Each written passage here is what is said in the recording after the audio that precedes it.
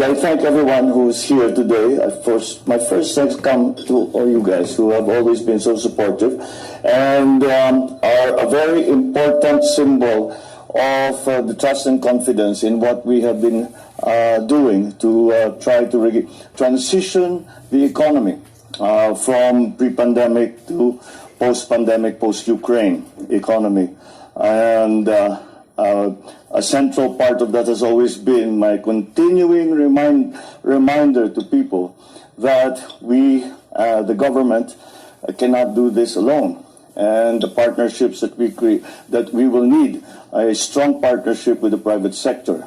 And your being here and in the past have been so supportive is a primary element and most important element for that to succeed. I'd like also to thank, of course, Mr. Chipman and Mr. Rahman for sharing your thoughts with us on really a rather intriguing question, which is perfect for the times. Will geopolitics finally kill off globalization? Well, it is something that really needs to be thought about because there are such contrary forces that we feel both in the geopolitical sphere, but also in the economic/trade sphere. Now, I think what happened, especially I'll use the Philippines as an example, is that what happened during the pandemic is that we were brought back with a hard thud to basics, and so we have decided that we have to strengthen our own local economy to be able to withstand shocks such as the pandemic, such as Ukraine, in the future. And there is an element, there is a tendency of protectionism in that, because we take care first of our own businesses. We take care first of our own industries. We take care first of our own economy.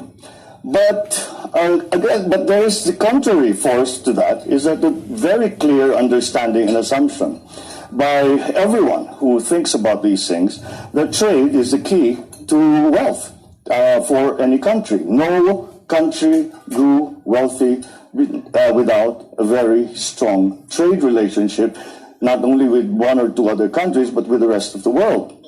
In terms of geopolitics, your remarks, Mr. Chipman, in that we all desire, especially, let us say, around the South China Sea, we all desire a more multipolar.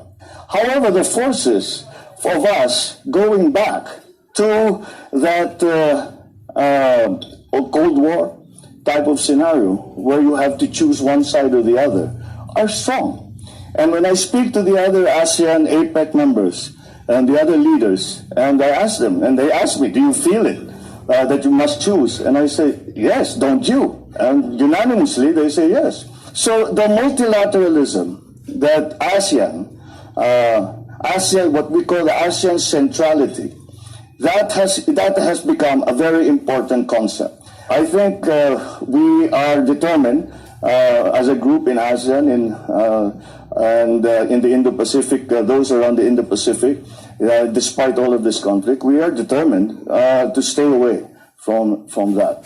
And simply because we are anchored in the idea that the future of the Indo-Pacific, the future of Asia-Pacific, for example, cannot be determined by anyone but the countries of the Asia-Pacific. And that removes us immediately from that idea that you must choose. We choose our friends. We choose our neighbors. That's the choice that we have made.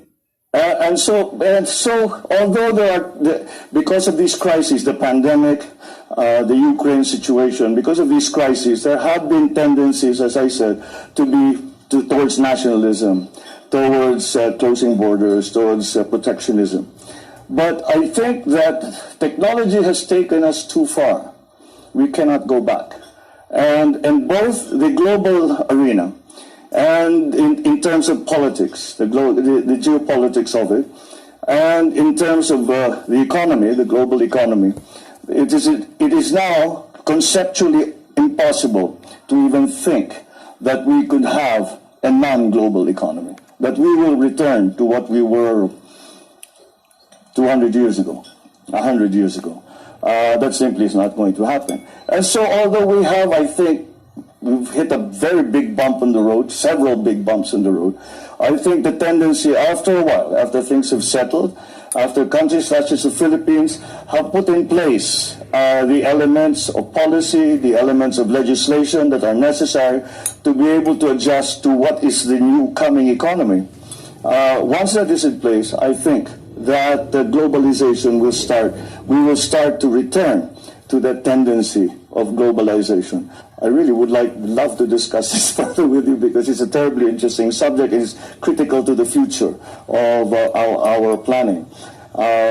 So thank you very much again for those for sharing those thoughts with us. So thank you all very much for coming to this lunch. As I said, it's been a very productive one, and I look forward now to the formal opening of the forum so that we can go further into these subjects that are very, very important to all of us. Thank you very much. Good afternoon.